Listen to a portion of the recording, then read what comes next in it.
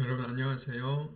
4주차에서는 생태계 회복 사례에 대해서 강의하도록 하겠습니다.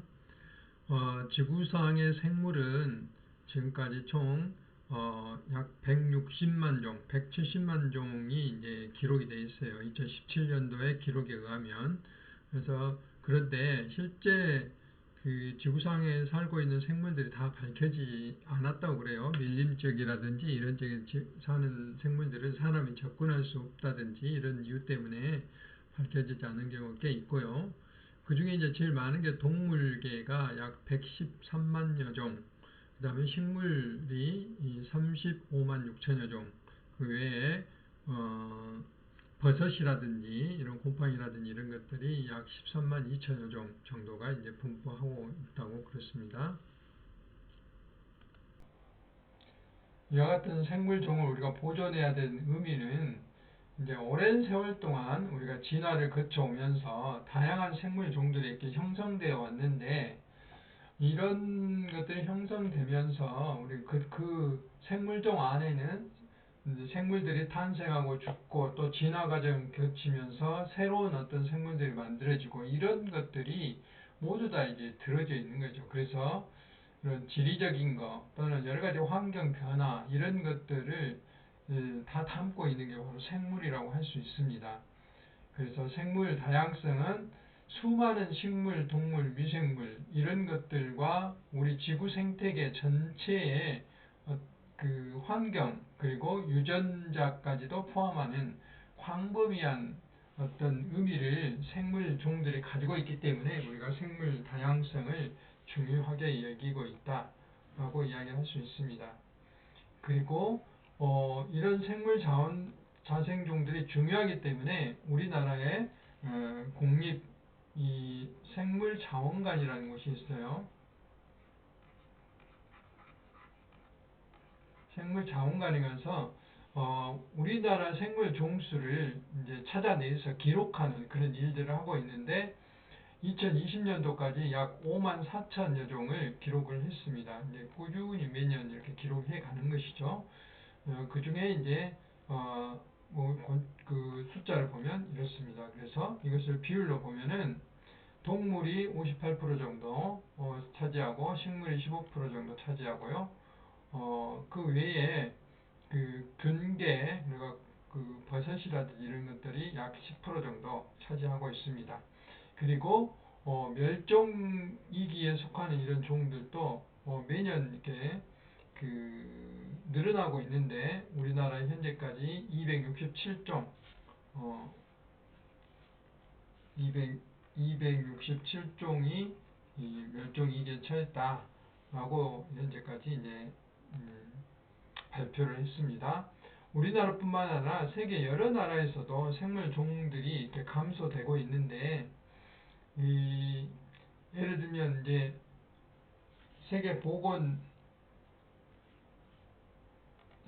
자연보전연맹 IUCN 자연보전연맹이라는 데가 있어요. 이런 데서 생물종을 평가를 해가지고 취약하냐 또는 위기에 속하냐 그 다음에 위급하냐 이제 멸종이 됐느냐 이것들을 이제 평가를 하는데 여기 있는 태평양에 있는 참다랑어 중국의 코브라 이런 것들은 멸종 위기에 속할 취약한 상태고 그 다음에 미국의 장어라든지 호주의 나비 그 다음에 탄자니아에 있는 카멜레온 이런 애들은 위기이다. 멸종 위기에 속하 있는 것이고 그 다음에 중국의 복어는 2급한 상태다. 그 다음에 이 거대 집게벌레 그러니까 말레이시아에 있는 달팽이 속들은 멸종이 됐다라고 이제 공표가 됐어요. 그런데 이것들이 어떻게 이렇게 멸종이 됐을까 하는 그 이유 중에 하나가 전 세계적으로 너무 많은 숲이 없어지고 지금 이제 산불이라든지 이런 거 우리나라도 최근에 울진 산불이 나서 굉장히 많은 이 숲이 없어졌죠.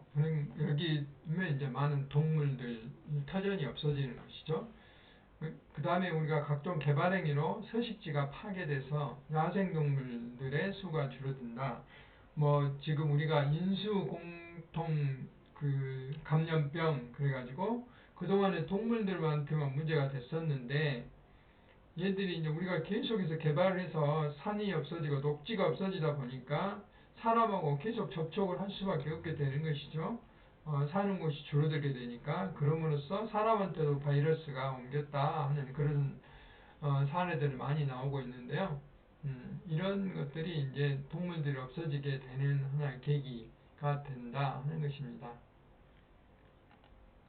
그래서 생물종의 감소 원인을 좀 더 자세히 이렇게 그래프로 알아보면은 남획 채취 그러니까 과도하게 많은 그 개체들을 잡아낸다든지 뭐 우리가 그 동물의 가족들을 사용하기 위해서 또는 털을 사용하기 위해서 과도하게 많이 잡아냄으로써 야생동물이 멸종위기에 속한다든지 또는 서식지가 악화되고 변화된다 뭐 사막화가 됐다든지 뭐 여러 가지 것들 그 다음에 아예 그 서식지가 없어져 버렸다든지 이런 경우가 이제 굉장히 많죠. 그러니까 이것은 뭡니까 우리들의 활동하고 인간의 활동하고 관련이 많은 것이죠. 그러니까 개발을 함으로써 서식지가 없어지기 때문에 우리 개발과 또는 그 보존을 조화하는 일이 굉장히 중요하다 하는 것을 알 수가 있습니다. 그 외에 기후변화나 그 다음에 외식물의 침입, 환경오염, 질병 이런 것들도 원인이 될 수 있는데 이제 그런 것에 대해서는 하나씩 차분히 알아보도록 하겠습니다. 그래서 생물종의 감소 원인 중에 이제 하나가 환경오염인데 그 중에서도 수질오염이 있죠. 수질오염은 우리가 이제 가정에서 물을 쓰고 버리면 그게 생활하수가 되고요. 공장에서 제품을 만들고 그 물을 버리게 되면 공장 폐수가 되는 거고 농사를 지으면 그 안에 농사하고 남은 물들은 비료라든지 또는 농약 성분들이 들어있죠. 그건 이제 농업용 폐수가 되는 거고 우리가 소라든지 돼지라든지 이런 걸 닭을 기르면 축산 폐수가 생기게 되는 거죠. 이런 것들이 지금은 잘 정화가 되고 있지만 정화가 되지 않으면은 그대로 하천으로 흘러 들어오는 것이죠. 그러면서 하천이 오염되게 되는 이런 문제가 발생하게 됩니다. 그런데 이 하천이나 호수는 이렇게 용량이 있어요. 용량이 있는데 우리가 이 정도의 오염만 들으면 이건 충분히 이렇게 자정작용을 거쳐서 깨끗해져요. 그런데 이 용량이 이만큼 들어오게 되면 자정작용을 할 수가 없는 거죠. 그럼으로써 그 물은 이제 오염이 되게 되는 것이죠. 오염이 있단 말은 이런 것들 되게 유기물이 많은데 유기물은 많으면은 미생물들, 세균들이 많이 번식을 하게 돼요. 그러면 이 유기물을 없애는데, 먹고 사는데, 분해하는데 산소를 많이 소비를 하게 됩니다. 산소를 많이 소비하게 되니까 물이 썩게 되는 거죠. 그러면서 산소가 없으니까 이렇게 물고기들이 폐사를 하게 되는 이런 문제가 발생되고 있고요. 공장 폐수 같은 경우는 이제 중금속이 나오게 되죠. 뭐 이런 수은이나 그 다음에 납이나 이런 것들이 나옴으로써 문제를 일으킬 수도 있다 하는 것이 수질오염이고 대기오염은 이런 공장에서 이게 황산화물이나 질소산화물 황산화물을 아황산가스 SO2라고 그러고요. 그 다음에 이산화질소 이것을 질소산화물이라고 그러죠. 이런 것들이 물하고 이렇게 물이 비잖아요. 빗물하고 합쳐지면 SO2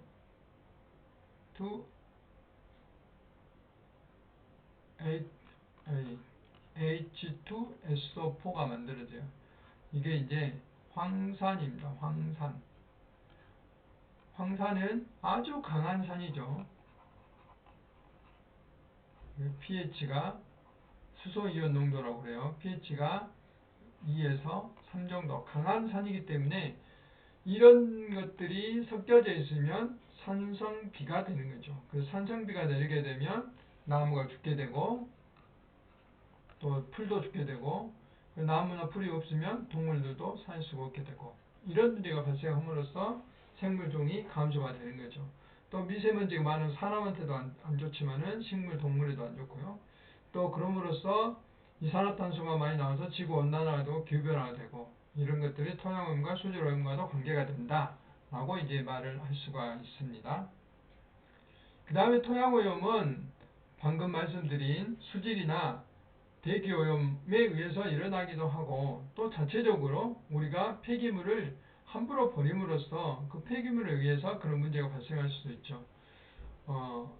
우리가 그 토양오염 조사를 해보면 어떤 곳에서 토양오염이 많이 일어나냐면 예를 들어서 뭐 금속을 취급하는 뭐 고물상 같은 경우에 그 토양이 특별한 어떤 뭐 아연이라든지 뭐 이런 금속에 의해서 농도가 높는 이런 상태를 우리가 볼 수도 있고요. 또 하나는 공장 같은 데서 예를 들면은 뭐 수은을 취급하는 곳이 있다 하는데 이런 수은들을 적정하게 처리하지 않고 우리가 뭐 그 전지를 만든다든지 밧데리를 만드는 이랬을 때 이게 이제 공정이 이렇게 있을 거 아니에요? 공정이 있는데 이 중간에 새 나온 수은들을 다 수집해서 제대로 이렇게 보관하고 버려야 되는데 그렇지 않았을 경우에 이게 토양으로 오염되는 경우가 있고요.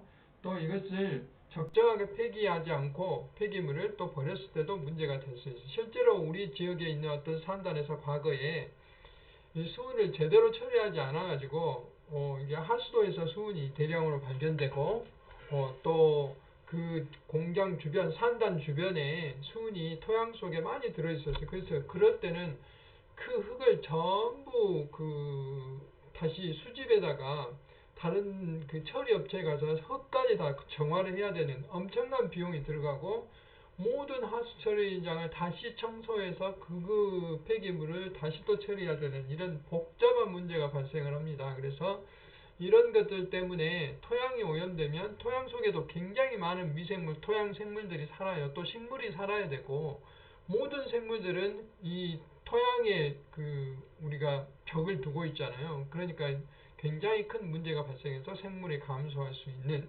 그런 문제가 발생할 수도 있다 하는 것입니다.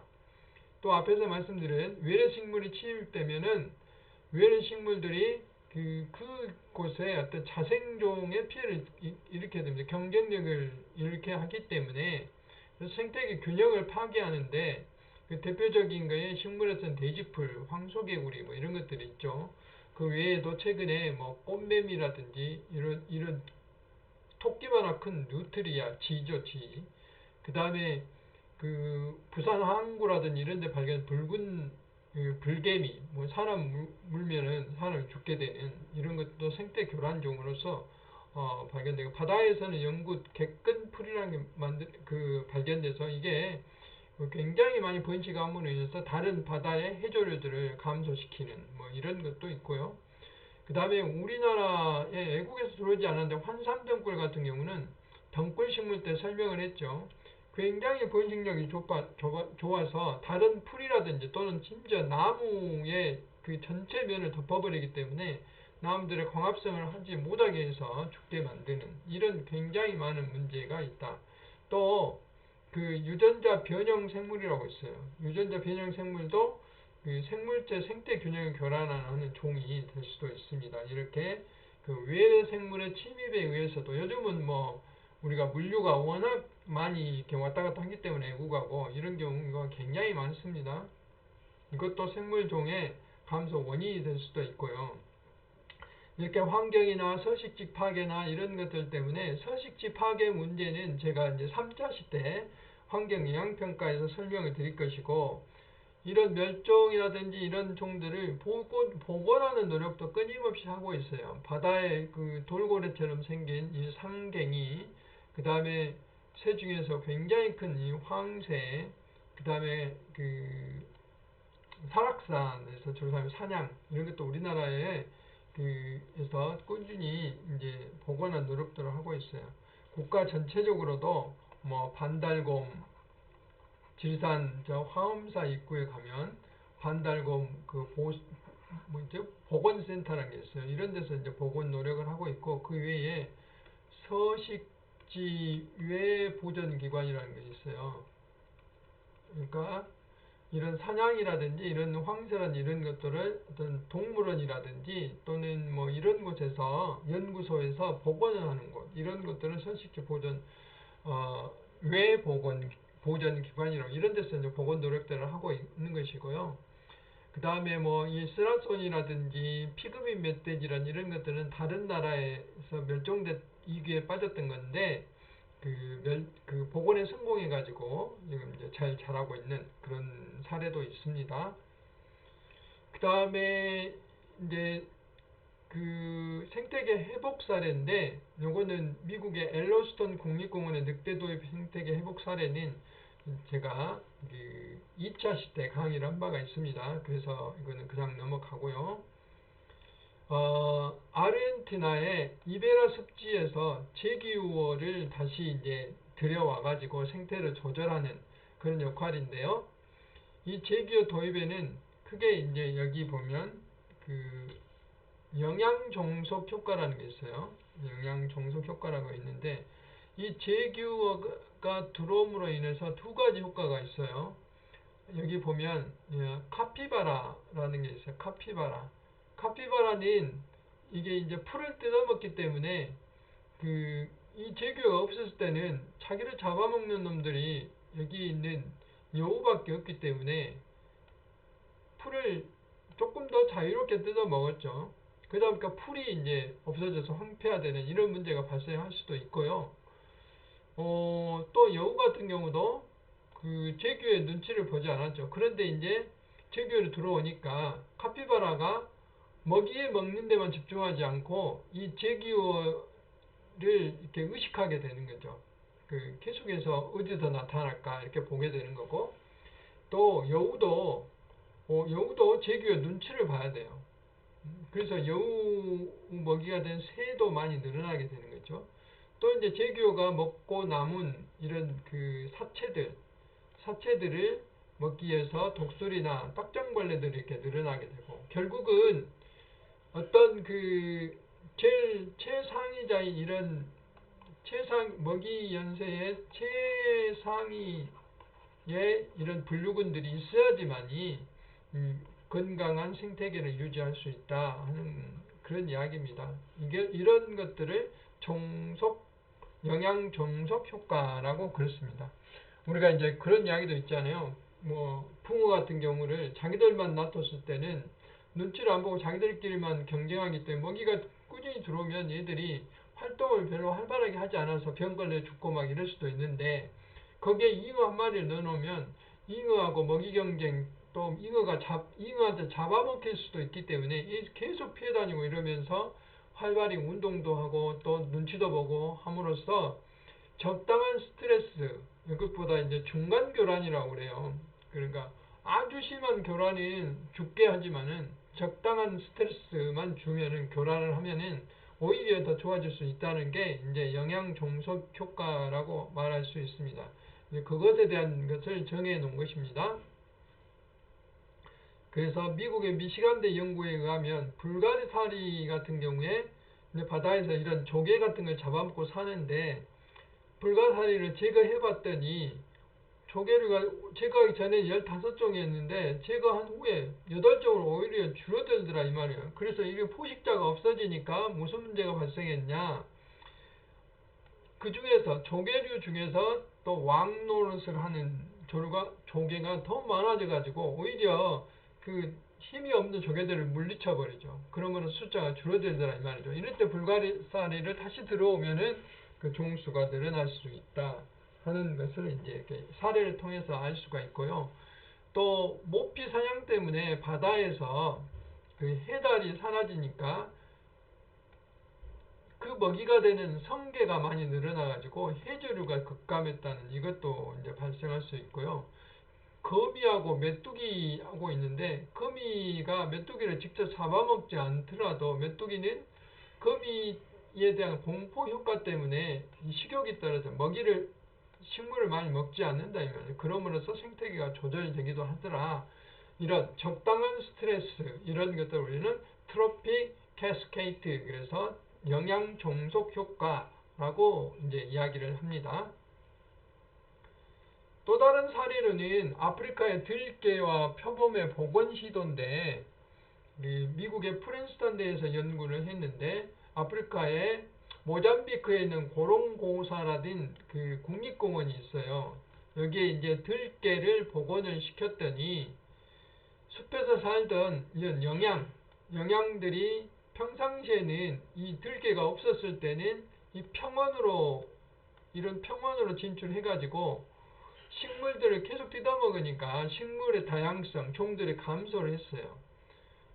그런데 들깨를 직접 들어오지 않고 들깨 울음소리만 들려줬어도 이 영양들이 숲으로 도망가가지고 생태계에 미치는 영향들을, 그러니까 풀이 이제 조절이 되는 거죠. 이런 것만 봐도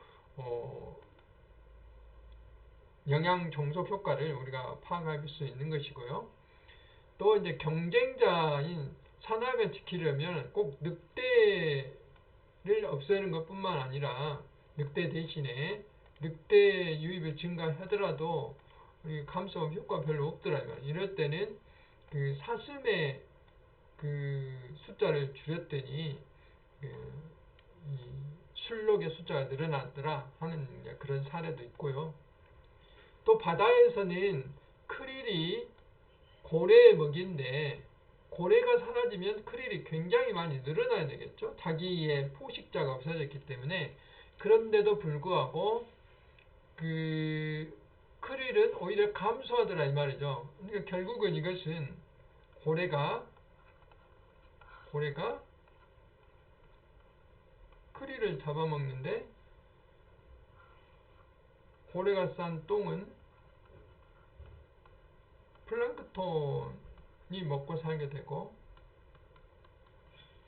플랑크톤을 크릴이 먹게 되는 것이죠. 그런데 고래가 없어지면 얘가 굉장히 많이 늘어날 것 같은데, 그 먹이인 똥이 없어지니 플랑크톤이 줄어들어서 결국은 크릴도 줄어들게 되는, 이런 것이 이제 동물 생태계에서는 알 수가 있는 것이죠. 그래서 멸종위기할 때 단순히 고래 한 마리가 있고 없고 차이가 문제가 아니라 이렇게 이 먹이의 망이 연결되어 있다 하는 것을 알 수가 있어요.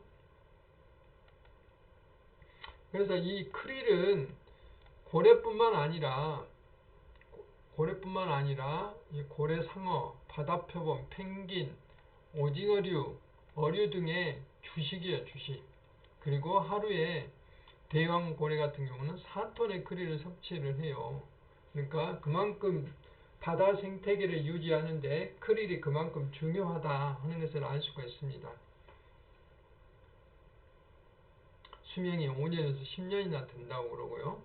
또 크릴은 밤에 바다 표면에 올라와서 식물 플랑크톤을 먹고 배가 부르면 바다 밑으로 내려가요. 그래서 거기에서 배설물을 배출을 해요. 근데 그 배설물 아래는 이산화탄소가 들어있어서 이 이산화탄소를 바다로 가라앉게 하는, 저장하는 역할들을 하는 것이죠. 그래서 지구 온난화에도 큰 역할을 하고 있다 하는 겁니다. 그래서 크릴이 굉장히 중요하다 하는 것을 말씀드릴 수 있고, 우리가 가끔 우선 길을 가다 보면 이제 로드킬이라는 게 있어요.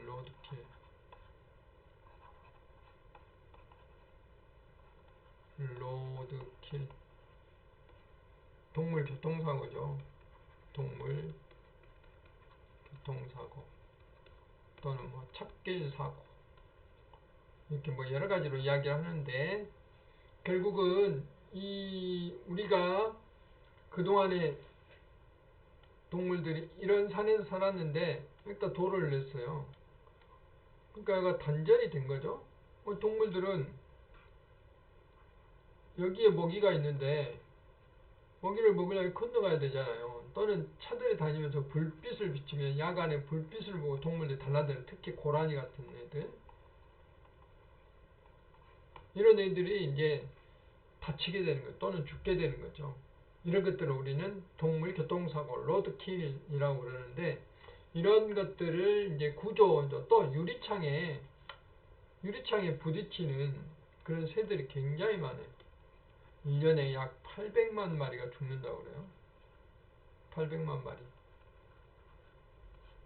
유리창에 도트 구조라고 해가지고 유리창 이렇게 있으면 점점 5cm 간격으로 점점 이런 스티커를 붙이면 새들이 이게 유리창이구나 하나 알아보고 피해간다고 그러는데, 그냥 이런 게 점이 없는 유리창은 새들이 발견을 했을 때 이미 늦어요. 새들이 막 시속 60km, 80km 달려오기 때문에 멈출 수가 없어요. 여기서 슉 올라갈 수가 없어요. 그렇기 때문에 이게 붙여 죽죠. 방음벽이라든지 우리 뭐 건물에 유리창 많잖아요. 이런데 이런 도트식, 그래서 요즘 관공서라든지 방음벽에 새롭게 생긴 방음벽에 도트가 꽂아서 여기에 독수리 그림을 그려놓으니까 아무 도움이 되지 않습니다. 독수리 그림 보고 새가 도망가지 않아요. 이런데 닫힌 이런 것들, 천연기념물이라는 이런 것들, 수달 이런 것들을 구제해서 이것들을 다시 치료를 해가지고 재활시켜서 하는 이런 것들을 우리는 야생동물 구조센터라고 그랬습니다. 이런 활동도 국가가 하고 있고요. 또 세계적으로는 유엔이 세계 생물종 다양성 보존날을 매년 5월 22일 날 정해가지고 생물종에 대한 어떤 가치를 존중하고 중요성을 인식하기 위해서 이런 행사들을 꾸준히 하고 있다 하는 그런 말씀도 드립니다.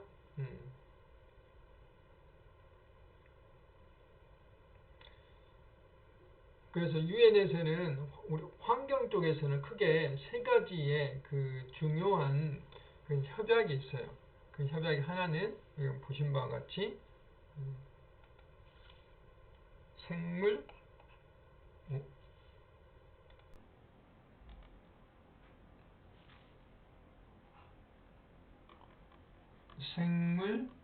다양성 협약, 지금 계속 제가 했던 이야기들이고, 그 다음에 이제 나중에 기후변화 시간에 하는 것이 이제 기후변화 협약이라는 게 있어요. 우리나라 다 이게 가입이 돼 있죠. 그 다음 또 하나는 사막화 방지 협약이에요. 사막화 방지. 세계가 이제 그 유엔의 3대 국제 협약이라고 그랬습니다. 그래서 생물을 어떻게 다양하게 그 보전하고 또 국가 간에 어떻게 거래하고 그런 거, 또 이산화탄소를 어떻게 줄일 것인가, 이런 내용들이 이제 되겠습니다. 그래서 이 그림이 바로 이제 이런 것이죠. 이렇게 계층으로 사람이 맨 위에 있으면서 모든 생물들을 지배하게 되면 결국 사람도 불이익을 받을 것이다. 하지만 서로 이렇게 상생하게 되면 우리가 같이 살게 될 것이다. 이제 우리한테는 인권이라는 게 있죠. 인권. 근데 모든 생물에는 생물권이라는 게 있어요. 생물권. 그래서 이런 것들이 있고, 우리는 환경 정의 뭐 이런 것들을 실천해요. 환경 정의는 꼭 생물뿐만 아니라 뭐 좀 못 사는 사람들, 잘 사는 사람들, 또 모든 생물들을 다 함께 이렇게 상생하자는 게 이제 환경 정의라고 이야기를 할 수가 있습니다.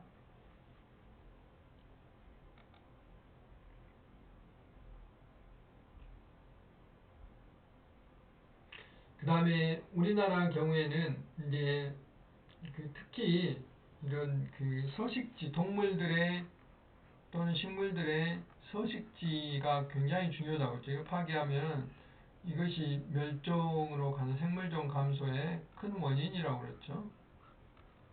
그래서 우리나라는 크게 그 산지의 보호를 위해서 이게 백두대간이라고, 백두산 얘가 있잖아요. 그래서 우리나라의 등 골격을 이루는 것, 백두산부터 시작해서 지리산에 이르는 이런 것들을 우리는 백두대간이라고 해요. 백두대간. 그래서 백두대간의 그 보전에 관한 법률도 따로 있어요. 그리고 백두대간 보호구역이라는 것도 따로 있고, 그만큼 우리나라는 중요하게 여기죠. 그래서 금강산, 설악산, 오대산 이것을 쭉 연결하면은 백두대간 우리나라의 그 주 생태축이 되는 겁니다. 그 다음에 이쪽에 이제 DNA라는 게 있어요. DNA. 제가 발음을 DNA라고 그럽니까? DMZ. 요즘 바이러스 때문에 DNA가 입에 올랐나 봅니다. DMZ라는 게 있는데, 이 DMZ에는 거의 몇십 년 동안 여기에 이렇게 인간의 접근이 이렇게 통제되어 왔기 때문에 우리나라의 자연의 보고다라고 이제 이야기할 정도로 굉장히 많은 생물들이 굉장히 많이 살고 있고, 그 다음에 뭐 생물들이 할 수 있는 어떤 서식지, 습지라든지 숲이라든지 이런 것들이 여기 있기 때문에 굉장히 많은 생물들이 살 수가 있다 하는 것이죠. 그러니까 이런 효과들을 우리가 들려볼 수 있는 것이고, 그 다음에 이게 한강, 그 다음에 낙동강, 금강, 영산강, 그 다음에 섬진강 이런 것들을 우리는 이제 4대강 연안축이라고 그러죠. 되게 이런 강이 있어야 거기에 또 생물들이 물을 먹을 수 있고, 또 물속에 또 수소곤충들이 많이 살고 있고 물고기도 많이 살고 있고 있기 때문에 굉장히 뛰어난 그런 어떤 생태를 유지할 수가 있어요. 그래서 우리나라 같은 경우에는 이런 것을 우리는 생태축으로 이렇게 자연환경 보전법이라든지 이런 법을 통해서 지정을 해가지고 관리를 하고 있는 것이죠.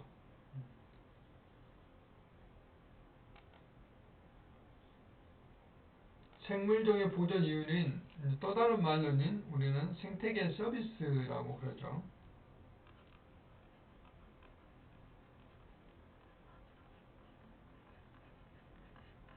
그래서 이거는 제가 이 3, 40대 강의를 했던 내용인데, 생태계 서비스에는 공급이 있죠. 공급. 여기 보면 식량 자원을 공급하고, 그 다음에 생물 자원을 공급하고, 의약품을 공급하고, 에너지 자원을 공급하고, 이런 것들을 다 공급이라고 할 수 있어요. 그러니까 우리가 숲으로부터, 생태계로부터 얻는 게 뭡니까? 뭐 잣도 얻을 수 있고, 밤도 얻을 수 있고, 그 다음에 여러 가지 그 버섯도 얻을 수 있고, 심지어 쌀도 뭐 우리 무엇이라고 할 수 있잖아요. 이런 거 얻을 수 있는 것이죠. 그 다음에 산림자원으로 땔감, 목재, 건축자재 이런 거 얻을 수 있잖아요. 그 다음에 에너지 자원은 뭐 심지어 석탄도, 화석연료, 석유도 다 식물에서 유래한 거잖아요. 이런 거. 그 다음에 의약품, 우리가 사용하고 있는 상당의 의약품들은 이렇게 그 생물로부터 얻었죠. 타미플루라든지 뭐 이런 것들 다 생물에서 얻었다고 지난번에 말씀드린 바가 있고요. 이런 공급에 대한 것이 생태계 서비스 중에 하나가 있고, 그 다음에 이제 조절 서비스라는 게 있어요. 조절. 이렇게 환경 오염을 조절해 준다든지 뭐 이런 것들, 또 기후 변화를 조절해 준다든지 이런 것들을 우리는 조절 서비스라고 이야기합니다. 그러니까 우리가 숲이 있음으로 인해서 온도를 유지시켜주고 쉽게 더워지고 쉽게 추워지고 이런 거를 조절해주고, 또 미세먼지를 조절해주고요. 그 다음에 아까 뭐 산성비 이야기하면서 아황산가스, 아질산가스 이런 것들을 이야기했는데, 이런 것들을 그 나무들이 흡수함으로써 깨끗이 해주는 그런 대기 정화, 수질 정화, 또 물을 여기 갖고 있잖아요. 수원 함량이라고 그러죠. 이런 역할들을 해주는 환경 오염 개선 효과가 있고요. 또 기후변화 완화는 가장 중요한 게 뭡니까? 숲이 있음으로써 거대한 탄소 흡수원이잖아요. 탄소 흡수원.